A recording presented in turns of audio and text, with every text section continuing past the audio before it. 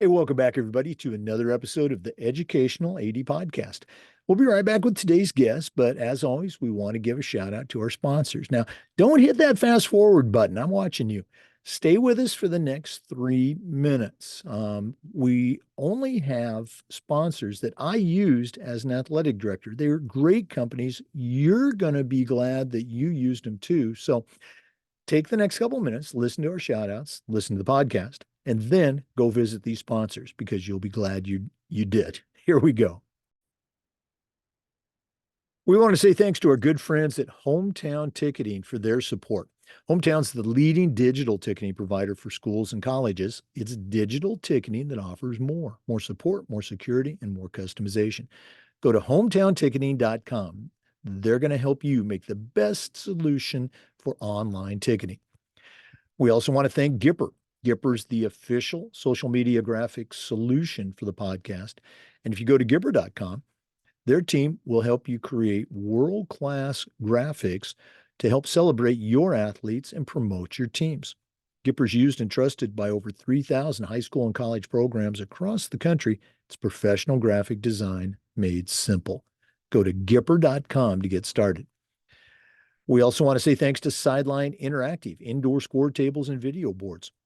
Go to sidelineinteractive.com and schedule a live web demo to see their scoreboards and their score tables in action. Their products not only generate income for your department, they also create the ultimate game day experience for your student athletes. That's sidelineinteractive.com. We want to thank Huddle for their support. Go to huddle.com and change the way you see the game. As a football coach, I used Huddle for years, but when I became an athletic director, I made sure that our school was a Huddle school. And our coaches just loved the tools that Huddle provided that let them coach our kids up to their highest level.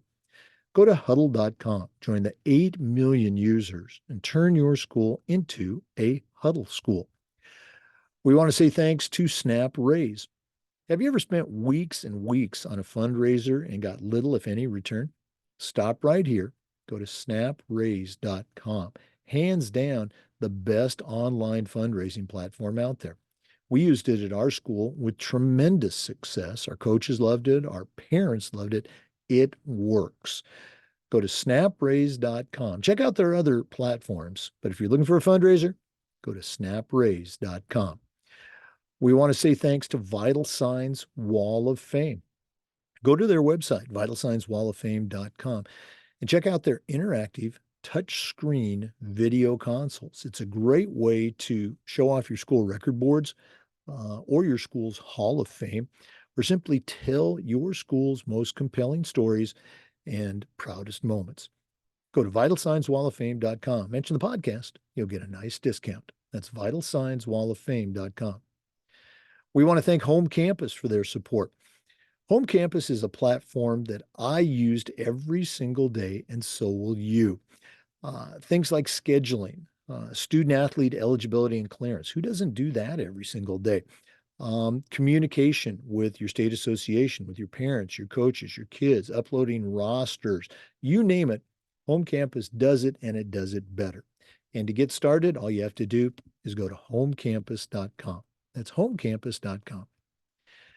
We also want to thank Athletic Surveys by LifeTrack. If you've never used a survey to take the pulse of your parents or your student athletes, you're really missing out. Athletic Surveys is going to connect you. It's going to connect you with the folks you already hear from, those complainers, the ones that want to gripe, but it's also going to connect you to the 98% of your stakeholders that support your program. And that's a tremendously valuable piece of information to have when you're talking with a frustrated parent or your principal or even your school board. Go to athleticsurveys.com. Let them help you take your athletic program from good to great. Hey, welcome back, everybody, to another episode of the Educational AD Podcast. We're going to Chicago today. We're going to be visiting with one of our new friends, Laura Gill. She is the Deputy Director of Athletics at the University of Chicago Laboratory Schools. Laura and I connected at the NIAAA conference a while back. Thought she was a great guest. I'm stumbling around here now. Thought she'd be a great guest on our podcast, and we're glad that she has some time to spend with us today. So, Laura, welcome to the Educational AD Podcast. Thank you so much for having me. I'm excited. Well, again, you and I spoke. It's a busy time for athletic directors. We appreciate you taking some time to share with us. For our listeners, we're recording this on February 27th, so it's going to be very timely when you get a chance to listen to it. Let's go and get started. Laura, as you know, we always like to let our listeners have a chance to get to know our guests. So give us that quick bio, where you were born, where you grew up. Maybe take us through your own college years, and then we'll take a break. But what's the Laura Gill origin story? Sure. So I grew up just outside of the city of Chicago in a suburb called Riverside. Just a couple of years ago, I moved back to Riverside because I love it so much. So I have a lot of hometown pride in Riverside. But growing up, I grew up on a block called Uvedale Road, and on that block, it was me and many boys. And I learned very early on in my life that if I wanted to be able to play, I needed to play with the boys. And so thus I was introduced to sport. And it has truly become a lifelong passion of mine. Growing up, my dad introduced me to Notre Dame, which has probably become my greatest passion in life. And I would say my longest relationship as well. And let me tell you, I'm consistently disappointed, but I keep coming back um, because I really love my Irish. um, so, but that said, I was always playing sports with the boys on my block. I could remember vividly my brother. He used to say, "Hey, Laura, um, put on the hockey equipment, and I'm just going to shoot pucks at you." And I willingly did it. And then he would say, "Hey, Laura, I'm going to put on my football equipment. Will you just let me tackle you?" And I was fine with that too, because I just wanted to be able to participate and sort of be one of the boys on the block. So through playing with all the kids on the block, I really developed a passion for basketball. Basketball was really my thing. My parents will always say that they used to just look outside and they would see me having fake basketball games by myself. And they would hear me saying, "Oh, there's only 5 seconds left on the clock. Laura Gill has the ball." So, it was sort of through backyard games that I discovered love of sport. And I played basketball growing up, softball. And so that really was where I found my place. In high school, I participated in golf, basketball, and lacrosse. I actually regrettably quit playing basketball my sophomore year of high school. And it's still to this day is one of my biggest regrets because I was so talented at it. But I decided to focus on playing lacrosse, which was a program that my dad actually started at Fenwick High School in Oak Park. So I played lacrosse for 3 years at Fenwick. I really fell in love with the sport. I actually was honorable mention all state, and I had just picked up a stick my sophomore year of high school. And then I went to St. Mary's College, which for as much Notre Dame and Riverside pride as I have just as much St. Mary's pride. So go Bells. Um, and throughout college, I played on the club lacrosse team there and just continued to stay involved in sports in all ways that I could. I just love to hear the stories. Again, the backyard games and the street games. Very much. That was me growing up. My two older brothers, they were much older than me, and they were kind of out of the house by the time I was in junior high. But I had an older sister that was 2 years older, and she was right out there again. Battling in all those games. So I've got some great memories like that too. Let's go back to your high school days. You were a multi-sport athlete for a while. Mhm. What was that school like? Was it a big school, small school? What are your memories of that? Sure. So I went to Fenwick High School. It's a private school in Oak Park. It's about 300 kids a class, so roughly about 1,200 kids. at the time, really, really strong sports, and they still have strong sports to date. So I had the good fortune of participating in the state tournament in golf. During that time, the girls basketball program actually competed for the state championship. So really strong sports there, and I had an awesome high school experience. And I have always said to my parents, if I continue to live in Riverside, I would love to send my kids to Fenwick and have that same experience that I did. Wow, that must have been cool. Assuming it was cool, playing for your dad in lacrosse. Can you think of a moment back in the day where, at the time, it didn't seem like much, but now looking back, with perspective and wisdom, you can say, "Hey, that was a significant moment for me." Anything jump out at you? That's a good one. I think when I look back on my high school career, I had spent my entire life really always being the best at basketball. And when I got to high school, I think I quickly realized that in order to continue to be the best, I really had to put in all of this work. And I think at the time, this teenage kid didn't quite understand that. And so instead, I decided to just go away from it. And now looking back, boy, was that the wrong answer. And I think that that is what's so amazing about sport and what's so powerful about sport is that every single aspect of sport I think is a metaphor for life. And I can look back on that period and think to myself, like, if you just would have put in that extra work and that extra effort, you could have continued to hone your passion, which was basketball. But you live and you learn.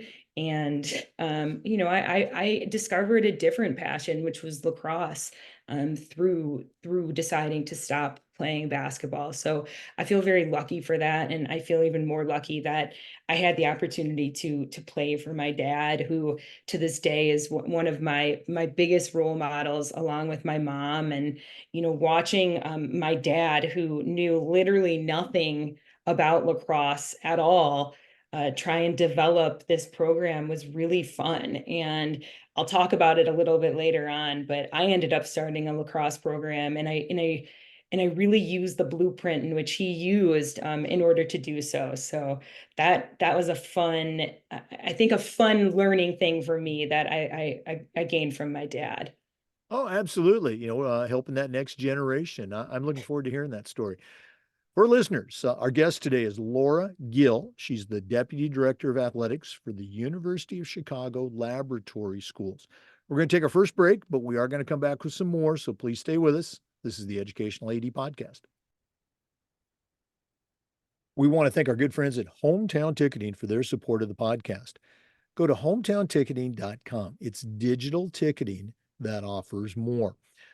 The Hometown team is going to help you set up and sell your tickets online, not just for athletic events, but for things like school plays and concerts, school dances, even graduation. And here's the best part: every school is assigned a dedicated client success manager that's going to provide you hands on support every step of the way. That's every step of the way. Go to hometownticketing.com. It's digital ticketing that offers more.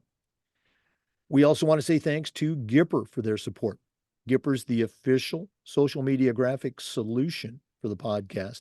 And if you go to Gipper.com, you're going to find out how to create world-class marketing content to celebrate your athletes and promote your teams.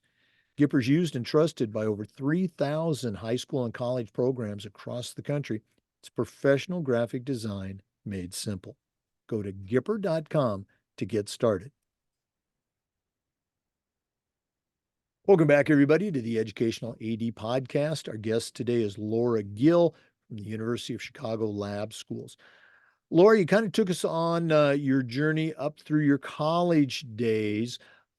Share with our listeners your career journey. You had a couple of stops along the way, and I think it's important for our listeners to hear about the path that we all take. So, what was that?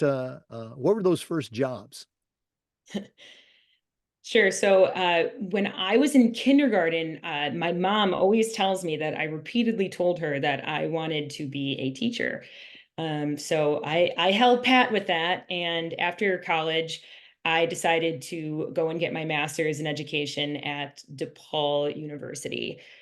So while I was getting my master's in education, I had been connected with Trinity High School, which was an all-girls school in River Forest, very close to my hometown. And so I was working at Trinity, and I was student teaching. And as I was doing my student teaching, it quickly came to me that I don't think I really want to be a teacher after all. And so there happened to be an opening in the athletics department at Trinity, where I was able to both student teach and work part-time in the athletics office. And I realized when I started that position that athletics and working in athletic administration was the perfect pair of my passions, which were education as well as athletics. So I finished my student teaching. I taught for a couple of years at Trinity while still working in the athletics department. And I would say the probably biggest turn in my career came when a job posting posted at a school that I had never heard of before. And it was called the Francis Parker School in Chicago. And it was for an assistant athletics director position. And so I decided to apply for that job. And I had the good fortune of getting an interview. And I happened to be one of the finalists for the job. And at that time, I interviewed with one of my biggest mentors. Her name was Dawn Wickstrom. And when I was interviewing with Dawn, I thought to myself, I want to be just like this woman one day. I thought she was so cool. I thought everything that she was doing at Parker was amazing. And that really was the catalyst that drove me to where I am today. So I didn't end up getting the job at Francis Parker that year, but what I did do is decide to just straight hustle. And so I was teaching at Trinity, which was about a 45-minute drive from Parker. And I, after school, would come and work odd jobs at Parker. I would work the scorebook. I taught myself how to officiate field hockey for the middle school, which I had never done. And a story that Dawn loves to tell about me is that one day I taught at Trinity, and then I drove back to the city to officiate a field hockey game. And she vividly remembers me running across the field with a suit because I had parent teacher conferences the next day. And she said I was just sprinting across the field, and I officiated the game and then ran back to Trinity to do my parent teacher conferences. So I think it was during that period of time in my life I really realized how important it was to hustle and to work hard for what you wanted. um, that said, I did that for about 3 years. And then ultimately, the position for assistant athletics director at Parker reopened, and I applied and I got the job. And I think that me getting that job was really a lesson in persistence, because if I hadn't done what I did, which was hustle around and work odd jobs, I coached at Parker. During that time, I also started the lacrosse program at Trinity, which I had mentioned earlier. So I was doing all of these things just to try and get myself in a position to get where I really wanted, and that was to be the assistant athletic director at Parker. I stayed at Parker for about 5 years. I developed some really excellent relationships in the Independent School League in Chicago, and a position opened at the University of Chicago Laboratory Schools for an assistant athletics director. And I decided to apply for that job as it was a bigger program, a little bit more of a competitive program with more facilities. And I got that job, and I had the good fortune of working under a gentleman by the name of Dave Ribbons, who he is both a legend in my heart and in the athletic administration community. So I have been there since. And I've learned just so many excellent lessons along the way. And it's been really fun to go from a small all girls school, to sort of a medium-sized independent school, and now to a larger independent school. And it really has helped develop me into the athletic administrator that I am today. I love how you use that word hustle to talk about. Wow, it was like a 3 year journey, a 3 year interview, if you will, to get hired there at Parker. Um, there's so many areas I want to go down, but we don't have time. Um, Once you got hired at Francis Parker, you'd been waiting for this, you've been wanting this, what was the payoff? Was it as good as you imagined it was going to be during those 3 years? It was, because I finally felt settled in my life, and I finally felt like I could really focus on doing one thing well. During the years that I was working at Trinity and in coaching lacrosse, and I think I coached basketball at Parker during that time too. I was teaching, I was working part-time in the athletic department at Trinity. You can't do a ton of things really well if you're pulled in so many different directions. And so when I finally got to Parker, I had felt like I could sit down and really learn how to be an excellent athletic administrator. And as I love to call it, AD 101, really learn those basics of what it means to run a great operation. And I was finally able to do that when I landed at Parker. Oh no, absolutely. And then you were attracted, I guess, to another position, your current position at University of Chicago. We're going to go and take a break, but when we come back, I want to talk about, why the change. And then also I want to hear about all the great things you're doing at University of Chicago Laboratory School. So let's go and take that break, but I promise we're coming back. This is the Educational AD Podcast. We want to thank our good friends at Sideline Interactive, indoor score tables and video boards. Go to sidelineinteractive.com and schedule a live web demo to see their scoreboards and their score tables in action. Probably one of the best purchases I ever made was our Sideline Interactive indoor score table. Of course, we use it for home games, but we also use it for pep rallies, for signing ceremonies. Their products are tremendously versatile and their customer service is just outstanding. Go to sidelineinteractive.com. Schedule that live web demo today. We also want to thank our friends at Huddle. Go to huddle.com and change the way you see the game. As a football coach, I used Huddle for years, but when I became an athletic director, I made sure that our school was a Huddle school. And our coaches just loved the tools that Huddle provided that let them coach our kids up to their highest level. Go to huddle.com, join the 8 million users, and turn your school into a Huddle school. We also want to say thanks to Snap Raise. Have you ever spent weeks and weeks with a fundraiser and then got little, if any, return? Stop right here. Go to snapraise.com. Hands down, the best online fundraising platform out there. We used it at our school, tremendous success. Our coaches loved it, our parents loved it. It works. Go to snapraise.com. Check out their other great platforms, but if you're looking for a fundraiser, go to snapraise.com. You'll be glad you did. We actually just implemented Huddle this year. We implemented a live streaming camera in our main gym, and we are also going to have a camera now on our soccer field. And it has proven an invaluable tool, specifically the live streaming and connecting our community. And our coaches have loved it. Student athletes have loved it in order to go over film. Could not recommend it anymore, and really glad that we went that route. Well, I really appreciate you saying that. And like I said in my shout out, I knew how good Huddle was from a football standpoint, but I was a little concerned when we brought it on for other sports. But the coaches just loved it. The volleyball and the basketball coaches, I'd see them in the gym with their cell phones, programming and starting the camera and the streaming part you talked about. It's just great. Thank you for sharing that.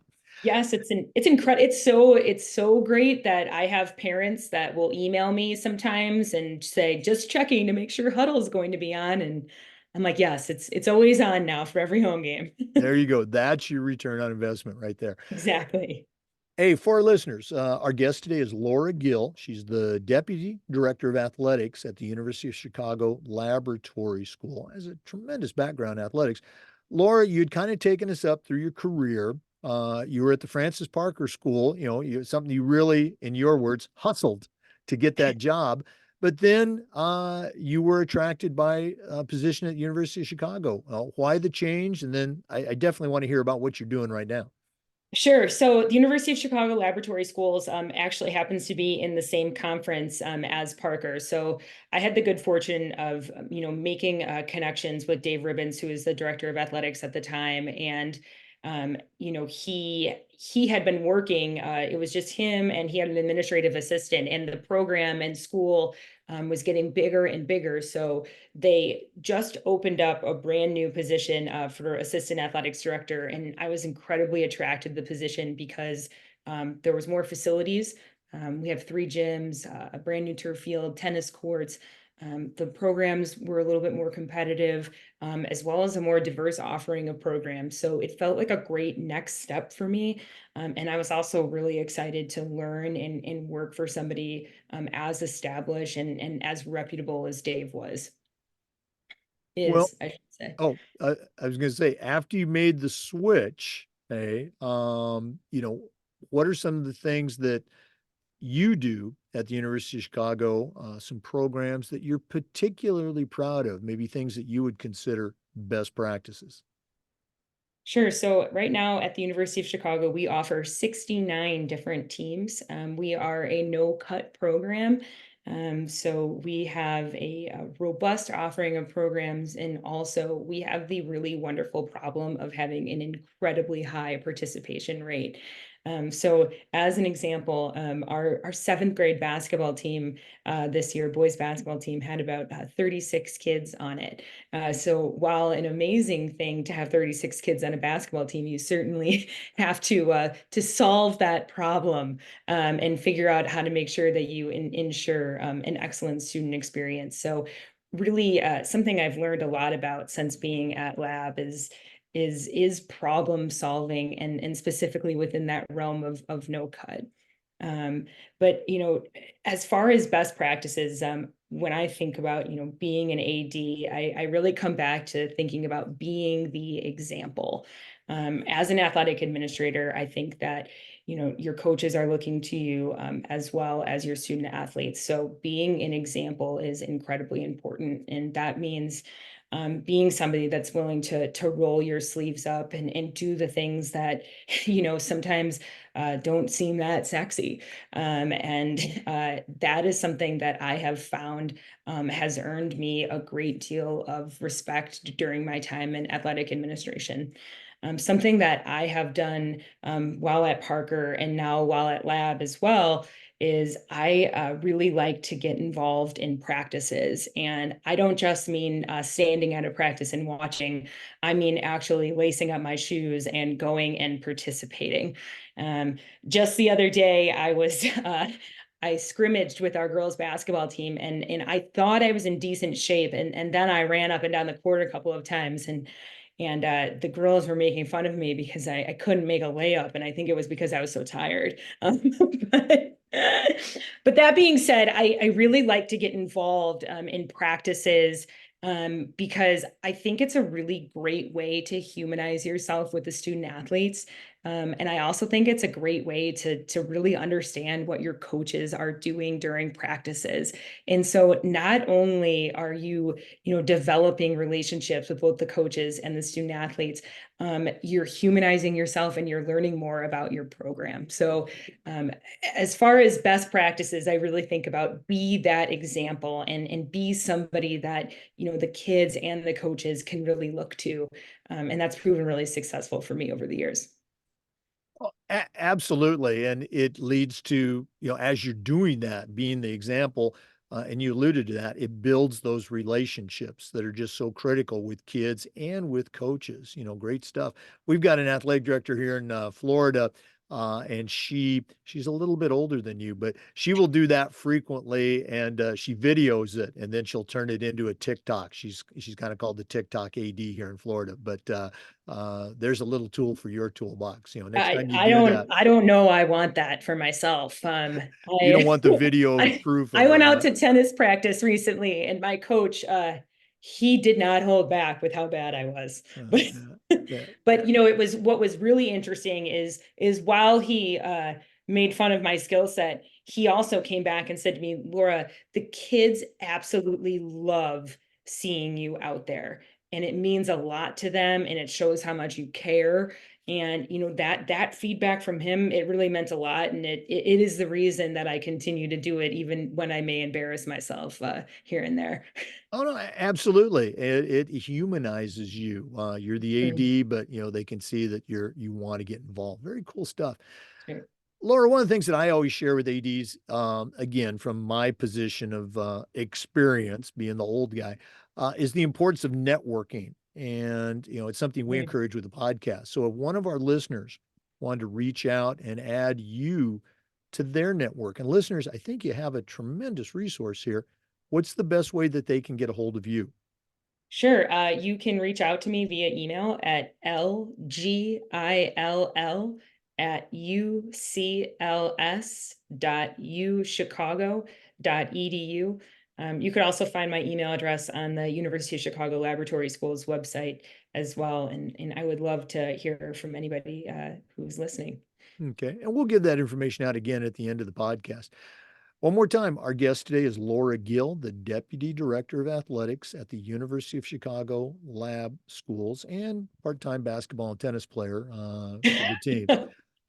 We're going to take another break, but we are coming back with some more. So please stay with us. This is the Educational AD Podcast.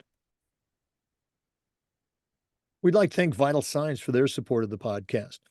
Go to vitalsignswalloffame.com and check out their interactive touchscreen. That's right, touchscreen video consoles. It's a great way to show off your school record boards for all the teams, for all the events, or your school's Hall of Fame. You can also use it simply to tell your school's story, highlight your best student athletes, and help bring your school's legacy to life. That's vitalsignswalloffame.com. Mention the podcast, you'll get a nice discount. Vitalsignswalloffame.com. We also want to thank Home Campus. Home Campus is the exclusive high school and state association management platform for us. It's also your one stop for things like scheduling, student athlete eligibility and clearance. Who doesn't do that every single day? Communicating with your coaches, your kids, your parents, your state association, uploading digital forms, rosters, you name it. Home Campus does it better and it does it easier for you. To get started, all you have to do is go to homecampus.com. That's it. Go to homecampus.com. You'll be glad you did. Welcome back, everybody, to the Educational AD Podcast. Our guest is Laura Gill. She's the Deputy Director of Athletics at the University of Chicago Laboratory Schools. Laura, as I mentioned at the start of the podcast, you and I connected at the national conference. And I like to have our guests share their journey with their state association and with the national organization. We're all at different points in our journey. So, how did you first hear about your state association and the NIAAA? Sure. So going back to Dawn Wickstrom, who was the former director of athletics at the Francis Parker School, she was actually the one who introduced me to the NIAAA, and she told me very early on, Laura, you need to get involved and make sure that you work diligently to get your CAA. So sort of how my story went is when I ended up getting the assistant director of athletics job at Parker, Dawn had left to become the athletic director at St. Paul Academy and Summit School in Minnesota. So my first year, I had the opportunity to go down to the conference and I connected with Dawn down at the conference, and I actually connected with another one of my now very good friends who is the athletic director at the Flint Hill School in Virginia. And it was through connecting with both of those individuals that, we were able to take classes together and work towards our CAA together, which I was able to earn. But beyond that, we sort of have formed this little friendship group at this conference. And I think I'm on conference 9 or 10 at this point. And the amount of athletic directors that we have met, or that I have met, and the connections that I have made, and to really hear about best practices and hear about what everybody else is doing in athletics truly is invaluable. So I can't speak highly enough about those conferences, and also working towards the CAA and CAMAA getting those credentials. So my next step is to work on my CMAA, which hopefully I will obtain here in the next couple of years. As far as my state association, I haven't had as much involvement with the IADA. However, I am really proud of the fact that last year I was actually named Assistant Director of Athletics of the Year. I believe it was for District 1 in the state. So that was pretty exciting. And I am actually going to attend the conference this year down in Peoria. But once again, the connections you're able to make, and to hear about the different issues that people are facing, and the different ways that people are handling them, and navigating through challenges and also successes. Again, it really is invaluable. So I can't speak to it enough. And as I look to take the next step in my career, I certainly will be encouraging anybody that I work with, or works for me, to get that certification, because it really does set you up well for the future. Oh, absolutely. And I appreciate you sharing that. All right, I'm going to put you on the spot. Okay. Looking back over the courses that you've taken, those LTIs, um, do any, yeah, and again, all the LTI courses are great. We acknowledge that. They are great Mhm. courses. Does one stick out for you? Either like, that expression, you don't know what you don't know, when you heard that class, or one that you brought back and immediately put into practice at your school? Any class or classes stick out for you? So, the one on law, I remember walking out of there and thinking to myself, "Oh my." Um, I was in fear, and I thought to myself, I need to watch every single thing that I do at all times. Um, but so there was the law class, but I'll tell you what I have really, really found invaluable is just those little seminars that you're able to take at the national conference. Um, I took a seminar on transgender athletes this year that was so informational, and I've been able to apply it, as that's something that, at lab right now, we have several students that are transgender, and so navigating that, and so really getting that in your toolbox, and those different elements of the conference really make a huge difference. Uh, Again, I'm glad you mentioned the workshops, and again, the law courses. Everybody says that because Yeah. it's true. It is very true. But in addition to the LTIs, and in addition to the workshops and seminars, you also have those informal greetings that can take place around a table, with napkins and things like that. Very Mhm. similar to how you and I connected Yes. there. And just having that opportunity to meet with other athletic directors from different parts of the country, different types of schools, and share. Those are all reasons, if you've never been to your state conference or your national conference, you need to go. And Laura, you need to take a trip down to Florida. Our state conference is that first weekend in May. I promise you, the weather's probably going to be a little warmer than what you're experiencing in Chicago. And It's we have 70 some, today, I will say. okay. Oh, wow. Yeah. Have, Very not normal for Chicago. have to break out the shorts and flip flops. Yeah. But yeah, we'd love to have you come down to Florida. Um, and I'm going to put you on the spot again for a reason. You mentioned your next step, which I'm glad to hear you say that, is getting that CMAA. Have you thought about a project that is going to be your CMAA yet? I have not thought about it, but I will say that my real passion is women in sports. And so I could absolutely see myself doing something around that. As I mentioned, sports has really shaped my life. And I can't speak to, one of the reasons that I went into the career that I went in is that I want to try and provide, transformational experiences for student athletes, and specifically transformational experiences for young girls. So I could definitely see myself going that direction. Well, you just answered my question because I'm going to say, having been on the certification committee for quite a few years, the advice that we give to athletic directors is you are already doing something at your school. Maybe it's with students or coaches or parents or facilities. You're already doing something that would make a great CMAA project. Now, Mhm. that doesn't preclude you from, doing something that you've never done.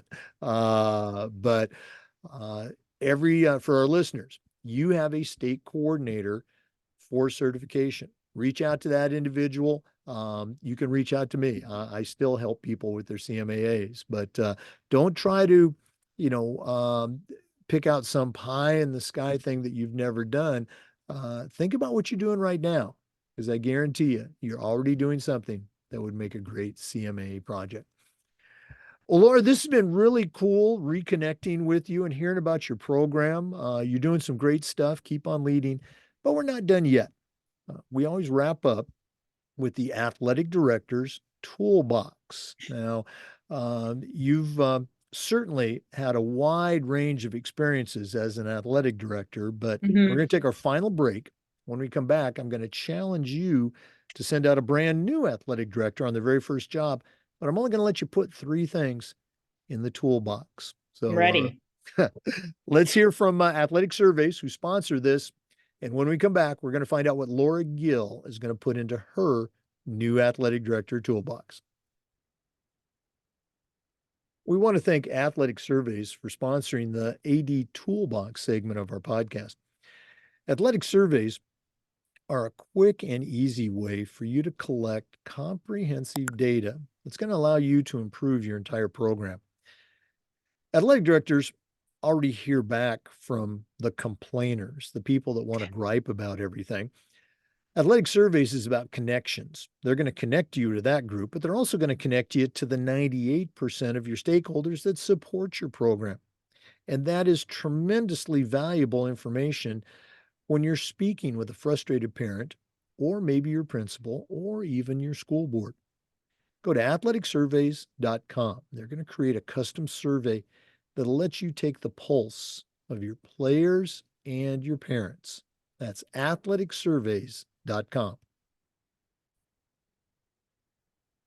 Well, it's that time of the podcast. We've been visiting today with Laura Gill, the Deputy Director of Athletics at the University of Chicago Laboratory Schools.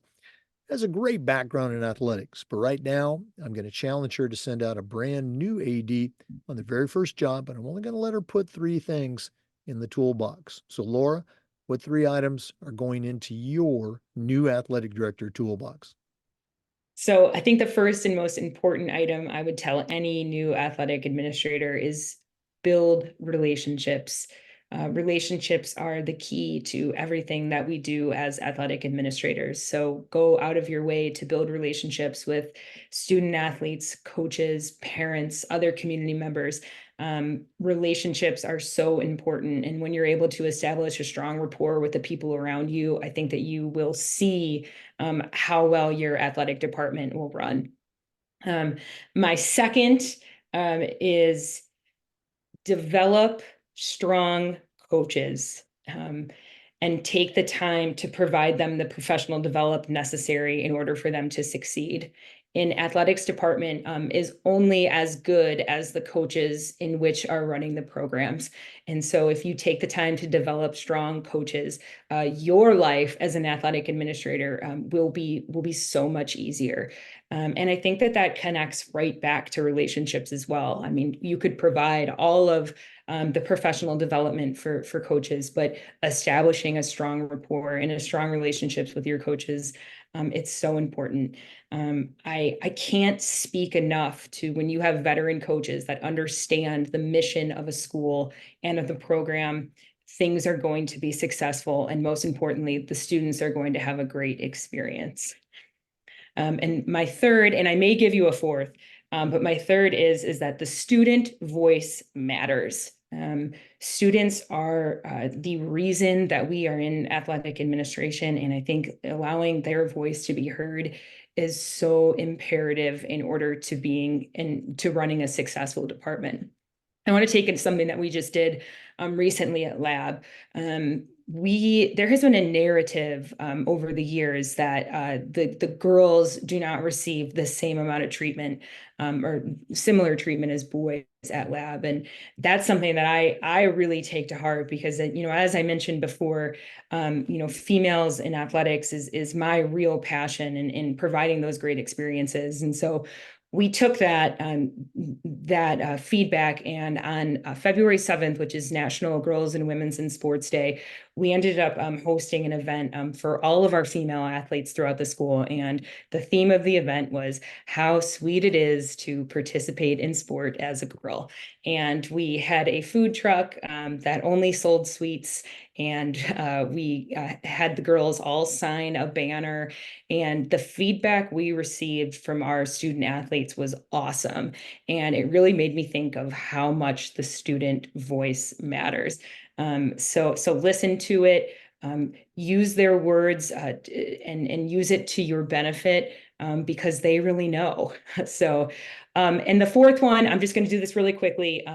Use athletics to cultivate community. Athletics is such an excellent venue in which to cultivate community, not just through the schools, but just through teams.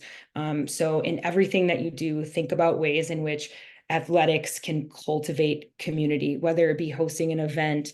There's so many things, but those would be my 3+1 uh, uh, tips for new athletic administrators. Well, they are all outstanding tips, and not a surprise having listened to you for the past few minutes. I love the part. I mean, and they all intertwine. Community, relationships, hiring, and you added on developing. Great coaches. Just all very cool stuff. Laura, one more time, if one of our listeners wanted to add you to their community, build that network, what's the best way that they can get a hold of you?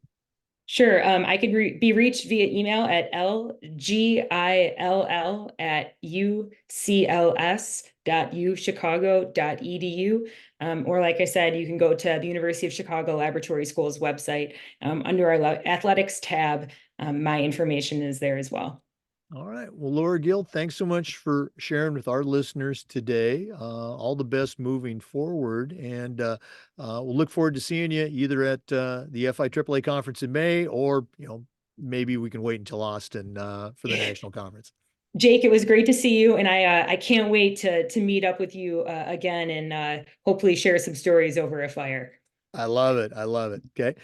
For listeners, we appreciate you tuning in, and we also upload the Zoom recordings of all of these interviews to the Educational AD Podcast YouTube channel. Thanks as always for listening. We do this just about every day with best practices. So come back and hear our next episode on the Educational AD Podcast. We'll see you next time.